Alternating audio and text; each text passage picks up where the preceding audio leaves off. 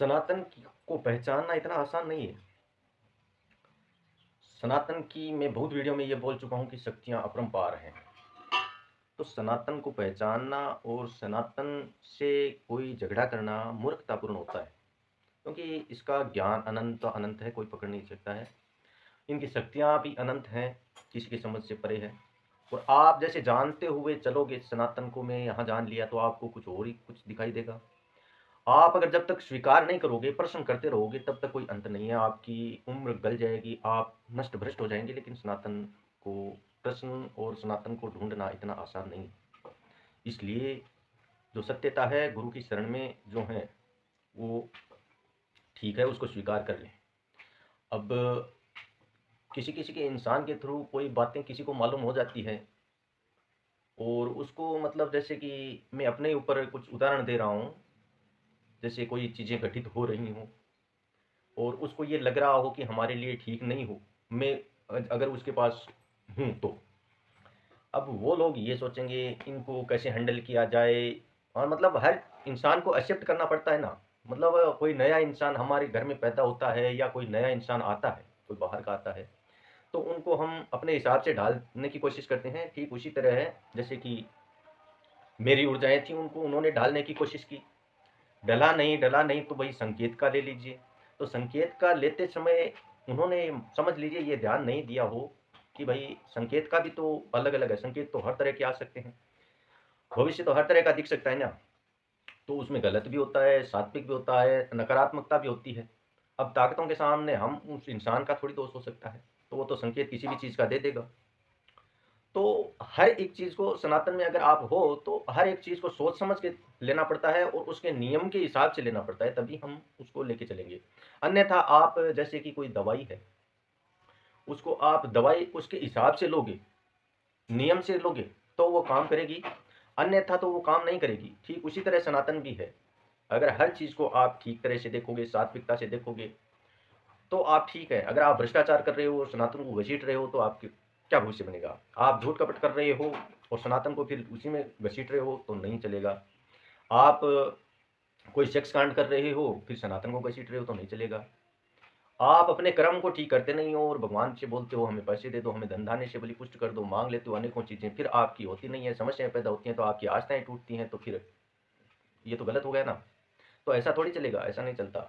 सनातन का मतलब है सात्विक। पीछे के उदाहरण और पीछे का हम इतिहास भी पढ़ते हैं, तो ये आ जाता है कि जो जिसके घटिया कर्म थे उन्होंने उनको सजा मिली, और जिन्होंने सात्विक कर्म किए उनको थोड़ी सजा, मतलब वो दुखी हुए, लेकिन उनका भविष्य संवर गया और हमेशा के लिए सुखी बन गए। तो अभी किसी किसी का प्रश्न ये भी होता है कि सनातन में सब चीज़ों का है लेकिन पैसों का नहीं है, कि भाई आदमी की ज़रूरत पूरी कैसे हो। अरे भाई, ज़रूरत पूरी करने के लिए हमें सात्विकता बरतनी पड़ेगी, संतोष रखना पड़ेगा, और जो जहाँ पे है और जितना है उसी में खुश होना पड़ेगा। फिर परमात्मा अपने आप, प्रकृति अपने आप उसको देखेगी कि मतलब अपने आप ये सिस्टम है जो उनका सब करते रहेगा। तो ये नहीं है कि भाई पैसा पैसा तो उस समय था ही नहीं जब हमारे ये ग्रंथ बने, जब हमारे वेद लिखे गए, उस समय पैसों का तो कोई था नहीं। लेकिन फिर भी पूरा उन्होंने धन के रूप में, जैसे अन्न है, सोना है, इनके रूप में सब कुछ बताया है। तो ये सात्विकता, अच्छे विचार।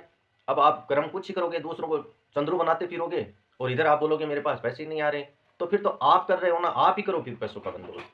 प्रकृति के हिसाब से चलोगे और शास्त्रों के अनुकूल चलोगे, सात्विकता की तरफ चलोगे, वेदों के अनुसार चलोगे, तो आपको एक बार वो जो पीछे के कर्म हैं वो कटते हुए तकलीफ हो सकती है, लेकिन भविष्य आपका ऐसा बनेगा, वो कट जाएंगे कर्म आपके, उसके बाद में आपको कोई हिला नहीं सकता।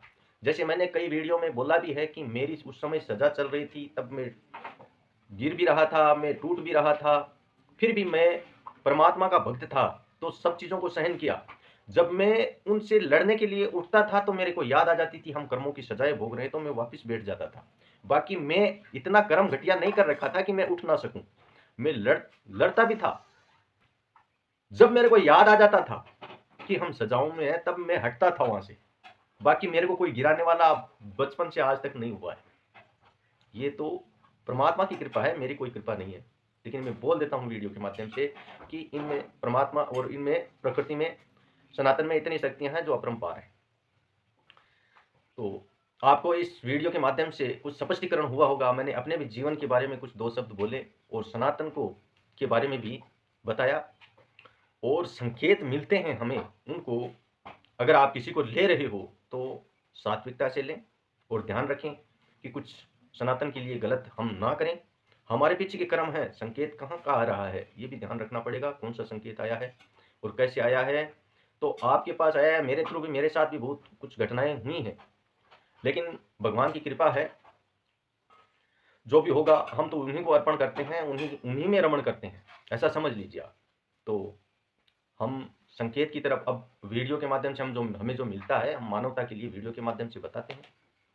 तो हमारे चैनल को आप सब्सक्राइब कर लें, और फेसबुक इंस्टाग्राम पे हैं तो फॉलो ज़रूर कर लें। धन्यवाद, आपका दिन शुभ हो।